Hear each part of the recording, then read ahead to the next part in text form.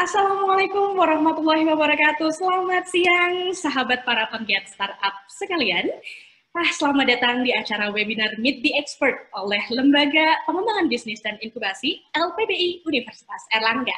Perkenalkan, saya adalah Tia yang akan menjadi MC pembawa acara pada siang hari ini, sekaligus merupakan salah satu tenan dari LPBI Unai. Baik, kami mengucapkan selamat datang kepada para sahabat sekalian yang sudah hadir. Di sini bukan hanya dari praktisi teknologi, tapi juga ada dari kuliner dan dari segala macam jenis bisnis ada di sini. Sudah bersama kita ada 115 orang dan kita menunggu rekan-rekan dan sahabat-sahabat lainnya tentunya. Saya ingin juga menyapa, sudah hadir bersama kami di sini adalah Ketua atau Kepala dari LPBI UNER, Pak Naufik. Selamat siang, Pak Naufik. Kemudian ada selamat juga siang, ya. Baik, selamat siang, Pak. Sudah bergabung juga bersama kita adalah Bapak Igede Nyoman Yetna, Direktur Penilaian Perusahaan BEI, dan juga Bapak Sandiaga Uno. Terima kasih sudah hadir sejak awal dan bergabung bersama rekan-rekan para penggiat startup. Hari ini, di sesi webinar ini adalah merupakan sesi sharing session ya. Jadi rekan-rekan semua, para penggiat startup ini yang mungkin bagaimana the key to survival in this pandemic era ya, gimana caranya, ini akan kita bahas bersama tiga pembicara yang hebat dan luar biasa tentunya. Baik, rasanya cukup sekian untuk opening dari saya. Rasanya tidak perlu berlama-lama gitu ya, kita langsung saja mulai ke sesi sharing dan diskusi ya. Tapi karena untuk Pak Kamru Samad saat ini sedang dalam proses untuk hadir, kami undang untuk setelah ini Pak Igede, seperti itu mungkin akan menjadi pembicara pertama kami, seperti itu. Dan untuk sesi ini saya akan menyerahkan sepenuhnya kepada Bapak moderator kita, yaitu Bapak Naufik, dengan the place, the time is yours. Monggo Pak. Ya, masih ya, saudara MC, ini adalah Kulon ini adalah tenan dari inkubator bisnis Universitas Erlangga, Pak Gede. Ya. Jadi pada hari ini kami ketemu para ahli, para pakar, gitu ya, yang ilmunya banyak, gitu. Kalau tidak kita serap nanti juga harus diserap ini, Pak Gede, karena ilmu diserap pun tidak akan pernah berkurang. Ya. Jadi salah satu harta yang kita miliki tidak pernah berkurang diberikan kepada orang lain adalah ilmu dan pengalaman kita. Jadi pada kesempatan ini, nanti saya akan menjadi moderator, saya akan membagi waktu rata-rata maksimal 25 menit. Ya. Jadi kita hari ini memang kita bertemu para pakar, gitu ya. Dari bertemu para ahli, ya, yaitu nanti yang pertama yang menjadi narasumber adalah Pak Gede, yaitu Direktur Penilaian Perusahaan dari Bursa Efek Indonesia. Terima kasih Pak Gede, semoga sehat selalu. Ya. Jadi nanti Pak Gede akan berbicara bagaimana startup itu bisa naik kelas dengan cara IPO, ya, yaitu go public. Ya. Karena mungkin selama ini para startup itu mikirnya kan kecil-kecil begitu ya, padahal kecil juga bisa go public untuk mencari modal. Ya. Nanti yang kedua nanti Bang Samad yang akan berbicara bagaimana yaitu penguatan tentang permodalan. Dan yang terakhir ini ya nanti Bang Sandi itu ya yaitu akan berbicara bagaimana agar startup ini bisa survive ya. Karena sebenarnya banyak startup itu yang lahir ya, tetapi juga banyak juga yang mati. Atau banyak juga nih ya. Terima kasih nih Bang Samad telah bergabung itu ya. Ini jadi dan nanti Bang Samad ini yang pertama nanti Pak Gede yang berbicara, baru Bang Samad, terakhir nanti ya Bang Sandi. Ya mungkin untuk mempersingkat waktu saya berikan waktu ke Pak Gede ya kira-kira maksimal 25 menit gitu ya. Lebih cepat juga lebih baik, atau lebih sedikit juga enggak masalah Pak Gede. Monggo, karena ini waktunya mencari ilmu dari Pak Gede. Monggo Pak Gede. Ya.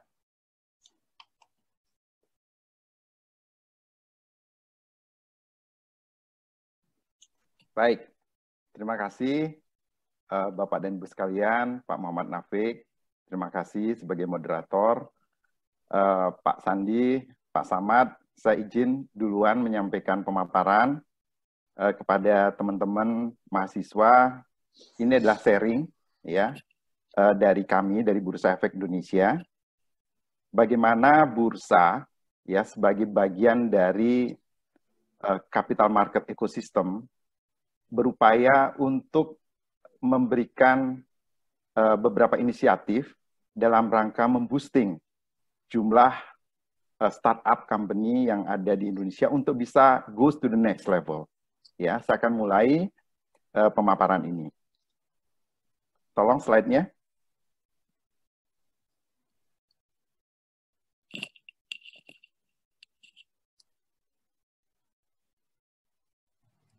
Pemaparan ini mengambil tema Indonesia Stock Exchange Initiative in Supporting Small and Medium Asset and Startup Companies.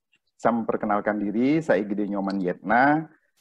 Kami di Bursa Efek Indonesia in charge untuk pengembangan startup company untuk masuk ke perusahaan yang naik kelas, menjadi perusahaan yang menawarkan saham kepada publik. Kami juga in charge untuk melakukan evaluasi untuk perusahaan-perusahaan tercatat lainnya untuk sizing medium dan high class aset di Bursa Efek Indonesia. Jadi kami di Bursa Efek Indonesia mengemphasizing bahwa untuk beberapa periode terakhir ini, paling tidak 3 tahun terakhir ini, kami di Bursa Efek Indonesia memberikan kesempatan bukan hanya kepada perusahaan yang menengah besar, tapi kami memberikan kesempatan kepada perusahaan untuk semua sizing asetnya. Untuk perusahaan startup, kami sudah gagas beberapa hal, sehingga perusahaan-perusahaan yang kecil dan menengah juga bisa mengutilisasi pasar modal untuk meningkatkan growth opportunities perusahaan ke depan. Next.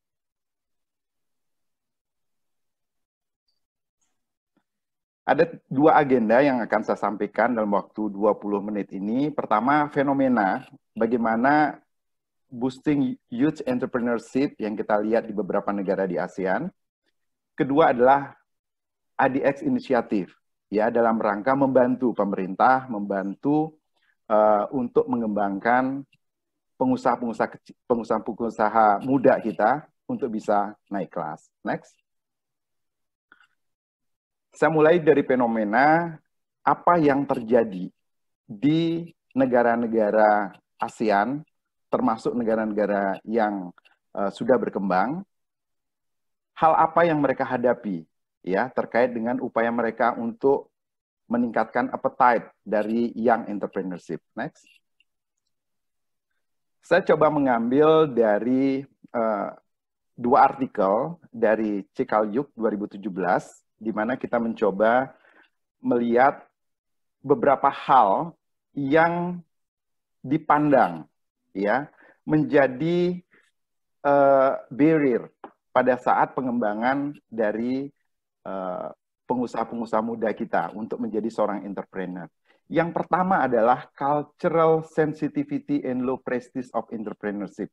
Jadi yang poin 1, teman-teman sekalian, bahwa ada paradigma menjadi entrepreneur itu lebih berisiko dari profesi yang lain.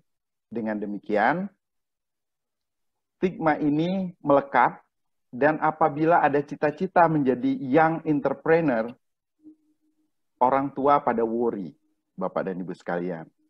Lebih baik orang tua itu mengarahkan ke upaya untuk menjadi seorang profesional. Itu yang poin 1, stigma, stereotype, paradigm. Kemudian kedua, disadari dalam artikel ini bahwa ada juga masalah lack quality of entrepreneurship education. Jadi ada hal yang terkait di proses pendidikan kita. Bagaimana di poin 2 ini, dalam proses pendidikan, ya, penekanannya lebih banyak kepada teori, ya, dan lack pada praktek, ya, untuk menjadi seorang entrepreneur. Kemudian, kalau kita lihat di poin 2 ini, the teachers lebih banyak mengarahkan student untuk menjadi seorang profesional dalam artian bekerja di big company gitu ya, daripada meng-create perusahaan untuk menjadi entrepreneur. Kemudian yang ketiga adalah lack of funding, karena kita sadar bahwa para generasi muda yang masih baru memulai bisnisnya relatif memang masih baru dan tentunya belum memiliki track record sehingga sedikit kurang mendapatkan kesempatan untuk mengutilisasi pendanaan dari perbankan. Kemudian yang keempat adalah lack of business development assistant. Jadi di poin 4 ini bagaimana pentingnya mentoring sebetulnya, ya. Bagaimana pentingnya mentoring dari environment yang ada sehingga teman-teman entrepreneur muda ini mendapatkan kesempatan untuk mengikuti program-program yang dapat meningkatkan capabilities-nya. Kelima, hal yang umum terjadi adalah strict regulation and administrative formalities. Jadi kebanyakan hal ini berpengaruh pada saat proses pembentukan atau bagaimana para entrepreneur muda itu meng-create perusahaannya. Dari banyak prosedur yang dihadapi dan persyaratan. Next. Teman-teman sekalian, hal ini juga emphasizing lagi oleh penelitian dari United Nations yang mengatakan bahwa ada beberapa areas nih, ya, area kebijakan yang perlu mendapatkan perhatian dalam rangka meningkatkan nanti appetite dari para entrepreneur muda kita. Pertama adalah optimizing the regulatory environment, hampir sama dengan yang tadi. Bagaimana kompleks regulatory procedures kita bisa simplify, high business registration cost bisa kita tekan, kemudian enhancing entrepreneurship education and skill development.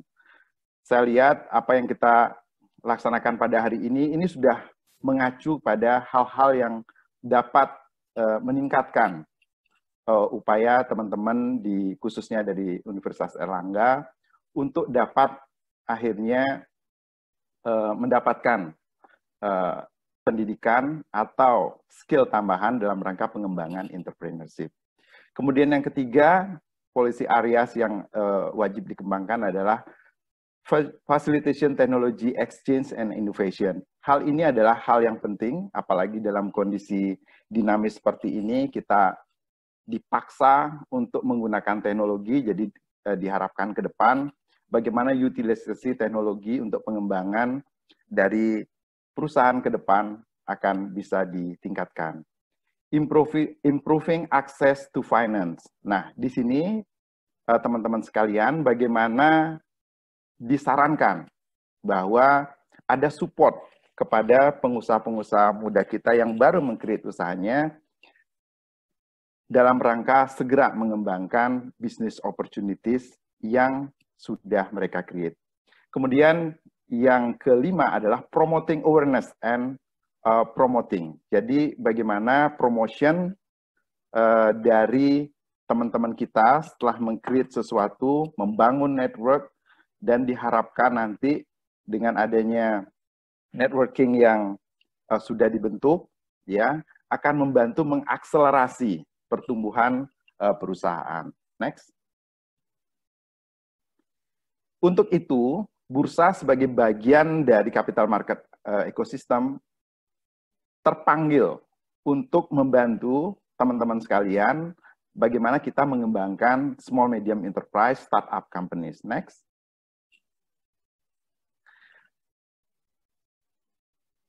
Saya sedikit menyampaikan bagaimana posisi dari Bursa Efek Indonesia. Kami ada di bawah Otoritas Jasa Keuangan. Kami berdiri berdasarkan Undang-Undang Nomor 8 Tahun 95 tentang pasar modal dan bagaimana upaya kita ya diminta untuk mengembangkan supply dari sisi perusahaan-perusahaan yang issued instrumennya, dari sisi demand sebelah kanan, bagaimana kita juga mengembangkan investor ya, sehingga supply and demand akan bisa match, sehingga pengembangan pasar bisa optimal ke depan. Next. Teman-teman sekalian, ini menggambarkan bagaimana stock exchanges di seluruh belahan dunia mengembangkan ekosistem UKM dan startup, ya, dari Malaysia, Taiwan sampai dengan Kanada dan Thailand. Semua mengembangkan startup company dan bagaimana membantu small medium enterprise untuk bisa mengutilisasi pasar modal. Di Bursa Efek Indonesia, kita mengembangkan yang namanya papan akselerasi, di mana kita dedikasikan khusus papan untuk mengakomodasi perusahaan-perusahaan kecil dan menengah untuk bisa mengutilisasi pasar modal. Bagaimana melakukan engagement dengan publik sehingga bisa mengutilisasi pendanaan di publik. Next. Teman-teman sekalian, ini menggambarkan bagaimana dampak dari utilisasi pengembangan small and medium market di bursa-bursa yang lain, ya, dapat mengakselerasi, ya, kebutuhan dana. Kita lihat sebelah kanan bagaimana Shenzhen yang kita tahu salah satu menjadi benchmarking dari pengembangan small medium enterprise dapat melakukan raising fund, ya, pengembangan untuk small medium enterprise di tahun 2019 itu sekitar 70 triliun rupiah kalau dirupiahkan, ya, dari Shenzhen. Begitupun dengan Jepang yang warna merah. Bagaimana mereka dapat mengembangkan pasar modalnya dan memberikan kesempatan untuk perusahaan-perusahaan kecil mengutilisasi pasar modalnya. Dan salah satu benchmarking lain lagi adalah Korea, KRX. Bagaimana KRX itu diberikan kesempatan untuk mengutilisasi perusahaan-perusahaan kecil dan menengah, sehingga dana yang bisa terkumpul pada tahun 2019 itu sekitar 30 triliun. Ya. Nah, ini menggambarkan, teman-teman sekalian, bagaimana stock exchange memberikan kesempatan kepada perusahaan-perusahaan kecil dan menengah, dan dalam hal kesempatan itu sudah diberikan, maka growth opportunity dan fundraise-nya juga tidak kalah dengan perusahaan-perusahaan menengah. Ya, kita bisa lihat Shenzhen sampai 70 triliun, terus kemudian Jepang 40 triliun di tahun 2009, dan Korea Stock Exchange itu bisa menimbun dana 30 triliun. Jadi bagaimana juga pemerintah mendapatkan bantuan nih dari capital market ekosistem. Jadi bukan hanya dari perbankan, tapi bagaimana engagement publik itu diberikan kesempatan sehingga maju bersama dengan teman-teman pengusaha muda. Next. Inilah inisiatif yang kita kembangkan di Bursa Efek Indonesia, tentunya dengan supervisi dari Otoritas Jasa Keuangan. Kami mengembangkan IDX Incubator. Jadi lewat IDX Incubator sebelah kiri, bagaimana kita memberikan pendidikan, bagaimana kita memberikan pembekalan, bagaimana kita membangun networking kepada pengusaha-pengusaha muda kita. Kita berikan work space, kita berikan pelatihan, sehingga teman-teman pengusaha muda itu siap nanti untuk level up, masuk ke IPO, dan kemudian bisa menjadi bagian dari capital market ekosistem kita di Acceleration Board. Next. Teman-teman sekalian, kita memiliki IDX Incubator yang kita sebar di beberapa tempat. Kita ada di Jakarta, ada di Bandung, dan di Surabaya. Penempatan ini juga mencoba mengakomodasi pengusaha-pengusaha muda kita yang ada di semua belahan Indonesia, sehingga dengan 3 tempat ini kita upayakan mereka merasa lebih dekat kemana. Kalau Indonesia bagian timur dan tengah, mungkin silakan gabung ke Inkubator Surabaya. Next. IDX Incubator Program, jadi seperti yang sudah disampaikan tadi, teman-teman sekalian, bagaimana penelitian sebelumnya mengatakan bahwa perlu mentoring, ya, perlu mentoring, dan kita sebagai bagian dari capital market ecosystem mencoba untuk juga membantu, ya, dalam rangka meng-grooming perusahaan-perusahaan yang kecil dan menengah ini untuk kita bisa berikan kesempatan mereka. Bukan hanya grooming dari sisi bagaimana memvalidasi bisnis model, bagaimana meng-create yang namanya perusahaan dalam bentuk PT misalnya, tapi bagaimana juga kita membangun networking. Karena tadi juga dalam penelitian sebelumnya ditekankan bagaimana pendidikan dan networking itu juga diberikan kesempatan yang optimal dalam rangka pengembangan perusahaan-perusahaan startup kita. Next. Structure program dari IPO preparation, ya, kita kembangkan dari semua aspek. Ini adalah kurikulum ringkas yang bisa kami sharing kepada teman-teman sekalian. Bagaimana kita introduce yang namanya regulasi di capital market, bagaimana kita mengintroduce listing regulation, kemudian public offering structure, dan yang penting juga nomor 4, preparation for meeting with anchor investor. Bagaimana sudah memberikan pengenalan dalam hal nanti benar-benar ketemu dengan anchor investor, apa saja yang perlu diperhatikan. Kami bekerja sama dengan pihak-pihak independen, pihak-pihak profesional yang membantu teman-teman kita, members kita untuk bisa berkembang dari semua lini atau aspek yang dibutuhkan. Kemudian legal aspek dari company dan accounting and financial matters. Next. Saat ini sudah bergabung 110 startup di seluruh Indonesia. Ini adalah sektor atau dari sisi subsektor dari mereka yang tersebar di hampir semua sektor. Teman-teman sekalian, ada e-commerce, kemudian ada Internet of Things atau IoT, ada healthcare, ada fintech juga 14%, dan yang lainnya. Next. ADX Incubator Facilities, kami memberikan training room, co-working space, meeting room, kemudian break room, locker, high-speed internet, dan kemudian kita dibantu dan disupport oleh Amazon untuk memberikan Kickstart package dan juga Google. Jadi teman-teman yang masuk menjadi members akan mendapatkan fasilitas ini. Dan apa yang kami berikan teman-teman sekalian itu free of charge karena kita memang mendapatkan amanah dari undang-undang untuk pengembangan, ya, pengembangan perekonomian dalam hal ini startup dan small medium enterprise. Next.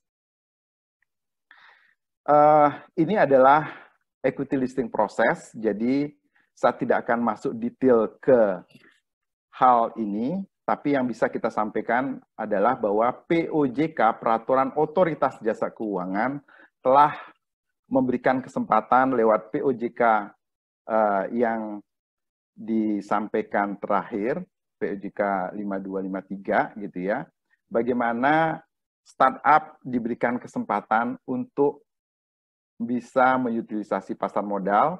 Dengan demikian kami inline dengan OJK, kami juga meng-create yang namanya papan akselerasi.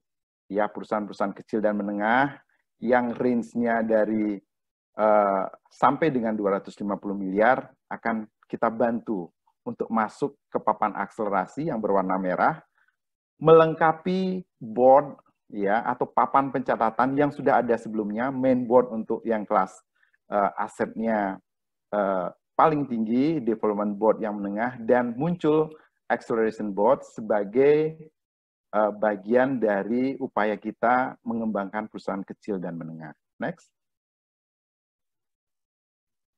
Ini adalah salah satu contoh ya bagaimana kita memberikan kesempatan pada yang namanya Cashless Worldwide Indonesia Tbk, salah satu first payment gateway startup yang sudah listed di Bursa Efek Indonesia, dan pada saat ini sudah ada 4 perusahaan yang startup yang sudah bisa mengutilisasi pasar modal kita untuk mendapatkan dana dari publik, dan sekarang sudah bertumbuh ya, dan harapan kita juga nanti ke depan akan lebih banyak lagi startup company yang memang kita sudah validasi sehingga nanti pada saat menjadi perusahaan tercatat juga memberikan atribusi kepada para investor.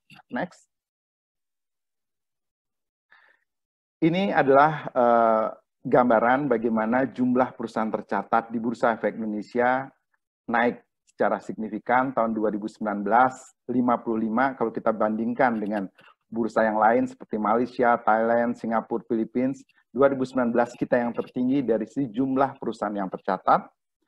Yang di bawahnya adalah tahun 2020, Bapak dan Ibu sekalian, teman-teman sekalian, sampai dengan bulan Juni 2020 itu adalah 33 perusahaan tercatat. Kalau pada saat kita berbicara ini sudah ada 35 perusahaan tercatat. Dan kembali lagi dari sejumlah perusahaan tercatat, dengan kondisi yang dinamis seperti saat ini, kita masih yang paling tinggi di bursa-bursa ASEAN. Dan sesuai dengan report dari Ernst & Young, Global Report, kita masih achieve stock exchange yang mencatatkan jumlah perusahaan tercatat terbanyak sejak 2019 dan 2020 sampai dengan saat ini. Next. Teman-teman sekalian, tadi kita sudah diskusi mengenai supply, bagaimana perusahaan-perusahaan yang mengisu instrumen bertambah banyak, dan sisi yang lain adalah bagaimana investor itu bertumbuh. Jadi berita yang menarik dapat kami sampaikan kepada teman-teman semua bahwa jumlah investor kita bertumbuh sampai dengan Juli 2020, ya, peningkatan kita sampai 22%, ya, dan jumlah investor sampai dengan saat ini tercatat lebih dari 3 juta, ya, 3 juta. Walaupun jumlahnya sudah 3 juta, ini merupakan tantangan buat kita. Karena total jumlah penduduk kita bandingkan dengan jumlah yang aktif menjadi investor itu sekitar 1,1%. Masih jauh. Room to growth-nya masih lebar, ya teman-teman sekalian. Nah, sebelah kanan, saya ingin menggambarkan bahwa bagaimana kita, domestic investor, lokal investor itu menjadi tuan rumah di negaranya sendiri. Ya, bagaimana kalau kita lihat dari transaction value composition, ya, kita sudah dalam posisi yang lebih besar dari foreign. Kemudian di bawah adalah kepemilikan, ownership, ya, kita juga relatif lebih tinggi dari posisi dari foreign. Ini menggambarkan bagaimana kita mencoba menumbuhkan peran dari investor domestik kita sehingga bisa menjadi tuan rumah di negaranya sendiri. Next. Sudah tepat 20 menit, mudah-mudahan saya sudah sampaikan gambaran ringkas mengenai apa yang dapat kita support.